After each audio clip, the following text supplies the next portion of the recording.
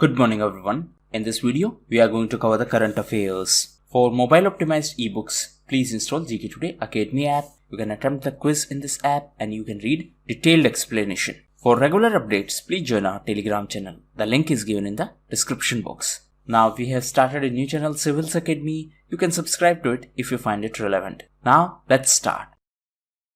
Internal Market Bill is associated to which country? So it is associated to UK, that is United Kingdom. The Prime Minister of UK is Boris Johnson. So this Internal Market Bill is designed to protect the trade between four nations of Britain after the Brexit. What is Brexit? It means exit of Britain from European Union. Recently, UK was also in news because of 10th Economic and Financial Dialogue. So this dialogue was organized between India and UK. UK was also in news because of D10. It is a proposed group of 10 democracies to reduce the dependency on China for 5G technologies. UK was also in news as it was the host of Global Vaccine Summit. And during this summit, India pledged $15 million for Gavi. Gavi is Global Vaccine Alliance. And Gavi is a key partner in COVAX. So COVAX is an alliance to ensure that the vaccine is provided to all countries, and COVAX is an alliance between WHO, Gavi and CEPI, that is Coalition for Epidemic Preparedness Innovations, and the headquarters of the CEPI is in Oslo. Oslo is in Norway. Prime Minister is the co-chairperson of India-ASEAN Summit along with the head of which country? So along with the Prime Minister of Vietnam, Prime Minister Modi is the co-chair of India-ASEAN Summit. Now, ASEAN is Association of Southeast Asian Nations, and ASEAN was formed through Bangkok Declaration of 1967, and the headquarters of ASEAN is in Jakarta. Recently, ASEAN countries signed RCEP, that is Regional Comprehensive Economic Partnership. It is important to note that India already quit RCEP negotiations last year. Now, a detailed video on this topic is already uploaded on Civils Academy channel. You can watch it by clicking the link somewhere here. ASEAN was also in news because during this 17th India-ASEAN Summit, India announced that it is going to contribute $1 million to COVID-19 Fund of ASEAN, that is COVID-19 Response Fund of ASEAN. As per the recent study by National Oceanic and Atmospheric Administration, the coral reefs of which country is found to have degraded significantly. So the coral reef of USA degraded significantly, and this was found out by a study of National Oceanic and Atmospheric Administration. And as per this study, the coral reef of the coast of Florida in USA are most degraded, with only 2% are remaining. Now recently, USA was also in news because of US elections, and Joe Biden is the new president-elect. He is going to be the 46th president of USA. Recently, US was also in news as Trump fired defense secretary. So Mark Esper was the previous defense secretary. Now Krish Miller was appointed as acting defense secretary. Recently, Mark Esper was in India for 2+2 dialogue. So this was a dialogue between India and USA, and during this dialogue, BECA was signed. Apart from that, during this dialogue, USA offered F-18 naval fighter jets to Indian Navy. Which special day was celebrated on 10th of November with the theme of Science for and with Society? So, 10th of November was celebrated as World Science Day for Peace and Development, and the theme was Science for and with Society. Now, in the context of science, recently, S&T Minister of India, that is Science and Technology Minister of India, Dr. Harshvardhan, started consultation with Indian diaspora so that Indian diaspora can contribute to India's STIP, that is Science, Technology and Innovation Policy. Apart from that, recently DST, that is Department of Science and Technology, completed Golden Jubilee, and on this occasion, Department of Post released commemorative stamp. It also released commemorative stamp on the occasion of 75 years of United Nations. The Union Cabinet approved PLI, that is Production Linked Incentive Scheme, worth up to rupee 1.46 lakh crore for how many sectors? So it has been approved for 10 sectors. As the name suggests, PLI is incentive linked with production. So the idea is to increase the production, to boost India's manufacturing sector and to boost our exports. It is important to note that recently fresh initiatives were announced under Atmanirbhar Bharat 3.0, and as per this initiative, 1.2 lakh crore were announced approximately for job creation and to support the economic activity and to revive the economic growth in our country. So this PLI initiative is also the part of this announcement. Apart from that, fertilizer subsidy was announced. It is worth 65,000 crore rupees. In addition to that, Atmanirbhar Bharat Rozgar Yojana was also announced,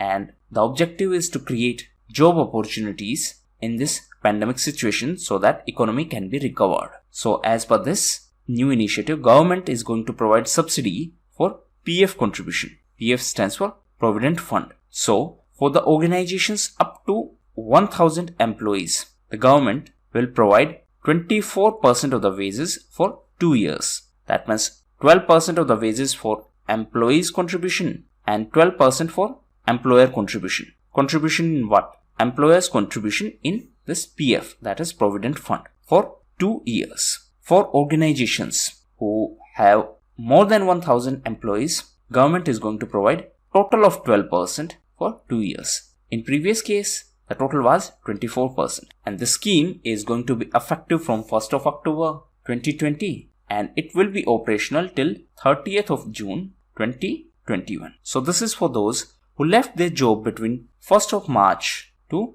30th of September of this year, that means of 2020, because of this pandemic, and from 1st of October they got employed. So idea is to encourage the employers to hire more and more people, and government is going to provide subsidy in the PF contribution.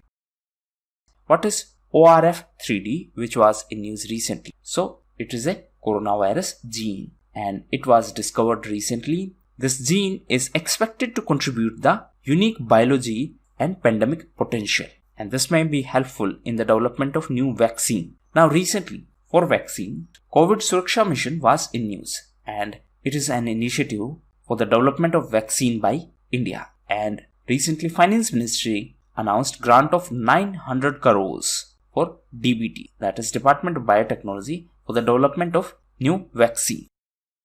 From which date the GST invoicing will be mandatory for any firm whose turnover exceeds 100 crore rupees. So from 1st of January 2021 it is mandatory. Recently CBIC issued notification in this context. What is CBIC? It is Central Board of Indirect Taxes and Customs. So previously this limit was 500 crore rupees. Now it is 100 crore. That means the companies who have turnover more than 100 crore, for them it is mandatory to have GST invoice, and it is mandatory from 1st of January 2021. Recently CBIC was also in news as M. Ajit Kumar was appointed as new chief of CBIC. CBIC was also in news because of e-office initiative. It was also in news because of Turant Customs initiative.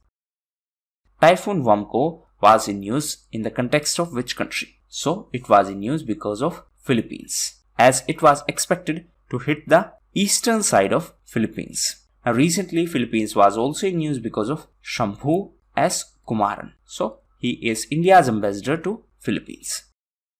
What is the abbreviation of IBSA, which was in news recently? So IBSA stands for India, Brazil and South Africa. And if we consider Russia and China, then it will be BRICS. So recently IBSA report was launched, and it was for increasing the cooperation between IBSA countries. And the report was launched by MEA Secretary. MEA stands for Ministry of External Affairs. So MEA Secretary Rahul Chabada launched this report. IBSA is a platform for the collaboration between India, Brazil and South Africa. And it was formalized during the Brasilia Declaration, the last summit of IBSA held in 2017 in South Africa in Durban.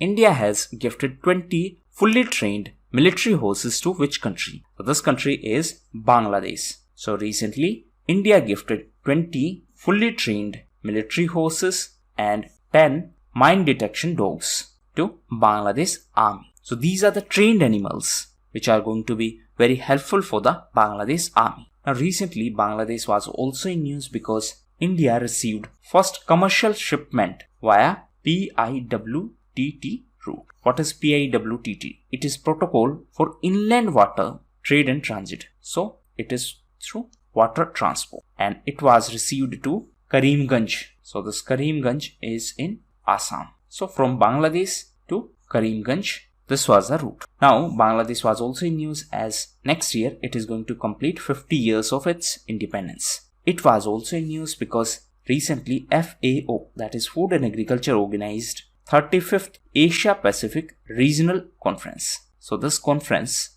was hosted by Bhutan. Next conference, that means 36th conference, will be hosted by Bangladesh. FAO stands for Food and Agriculture Organization. Headquarters is in Rome in Italy. Recently, FAO was in news as it launched Food Coalition.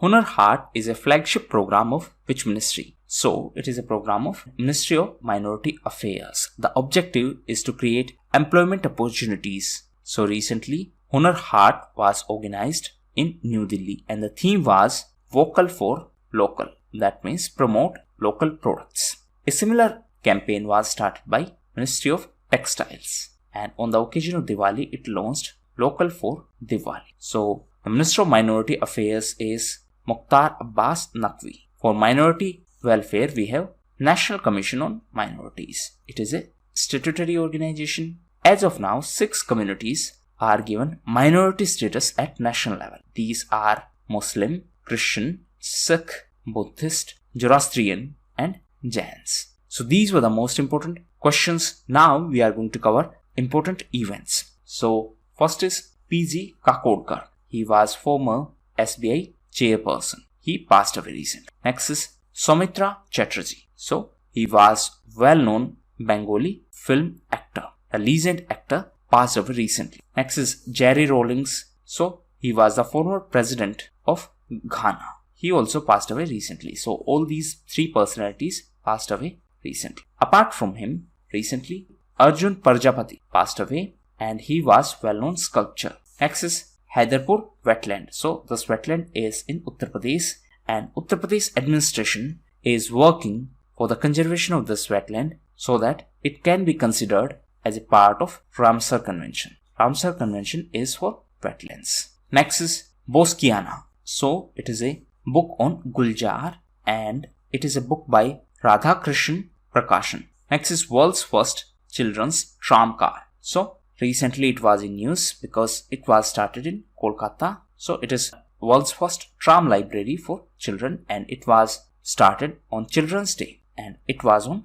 14th November. So in our country, Children's Day is celebrated on 14th of November. Answer in comment box on which day World Children's Day is celebrated. Now 14th of November was also observed as World Diabetes Day and the theme of this year's diabetes was the nurse and diabetes. Now 14th was Diabetes Day as well as Children's Day. On the other hand, 13th of November was celebrated as Kindness Day. Next is Consumer Culture Lab. So recently IIM Udaipur set up this Consumer Culture Lab. The idea is to understand the mindset of Indian consumers. Next is Pneumonia and Diarrhea Progress Report. So this report was recently released and it was released by IBSA, that is International Vaccine Access Center. Next is 2020 UN Population Award. So recently these awards were announced. So in institutional category, it was given to Help Age India and in individual category, it was given to Queen Mother of Bhutan and C is SC Wangchuk. Next is G77. So recently this grouping was in news as India's permanent representative to United Nations, T.S. Trimurti, virtually addressed the 44th annual meeting of G77 grouping. Presently, that means for this year, Guyana is the chair country. Next is India's longest river bridge in Northeast. So, L&T, that is Larsen & Toubro, is going to construct India's longest river bridge in Northeast and recently it emerged as lowest bidder for this bridge. So this bridge is over Brahmaputra river. So it will be India's longest bridge over a river in northeast. It will be over Brahmaputra river and it will connect Dhubri of Assam to Phulbare of Meghalaya. Next is Renewables 2020 Analysis and Forecast to 2025. So recently this report was released by IEA, that is International Energy Agency. And as per this report, India is going to witness the largest growth in renewable energy sector after COVID-19. Next is Dr. Vivek Murthy. So recently he was in news because he was the co-chair of a task force on COVID-19 which was constituted by US President-elect Joe Biden. So Dr. Vivek Murthy is Indo-American surgeon. Next is Emporis 2020 Skyscraper Award. So this was given to Lakhta Center and it is in St. Petersburg in Russia. So this building won the first prize, while a building in China won the second prize and a building in New York in USA won the third prize. Next is Rhonexilus. So it is a name given to new tree frog which was discovered in Andaman and Nicobar Islands. Next is World Book Capital. So recently Guadalajara was named as the World Book Capital for 2022. For 2021, Tbilisi is the World Book Capital. So it is in Georgia and this Guadalajara is in Mexico. Next is Jeevan Seva app. So this app has been launched by Delhi government. Why it has been launched? It is an initiative to help the COVID-19 patients to reach to the healthcare facilities through EV, that is electric vehicles. So idea is to promote electric vehicles and to promote transport facilities. And for this purpose, Jeevan Seva app has been launched by Delhi government. Now recently, Delhi government was also in news as Delhi High Court approved the Delhi government plan to reserve 80% of ICU beds in certain private hospitals for COVID patients. Next is Global Center on Traditional Medicine. So WHO, that is World Health Organization, is going to set Global Center on Traditional Medicine in India. Next is Wildlife Rescue app. So this app was in news as recently it was launched by the Forest Department of Chandigarh. Next is Rupediha Nepal Gunj. So recently India and Nepal decided to construct third integrated checkpost, that is ICP, to boost the trade between India and Nepal. So from Indian side it is going to be in Rupediha in Uttar Pradesh and from Nepal side it is going to be in Nepal Gunj. It is important to note that already we have two ICP. One is in Bir Gunj and second one is in Biratnagar and third one is going to be this one. Next is ban on US investors. So recently Trump issued executive order to ban the investors from USA to invest in the Chinese company that support China's military. That means as a US investor, you cannot invest in those Chinese companies which support the China's military in any way. Next is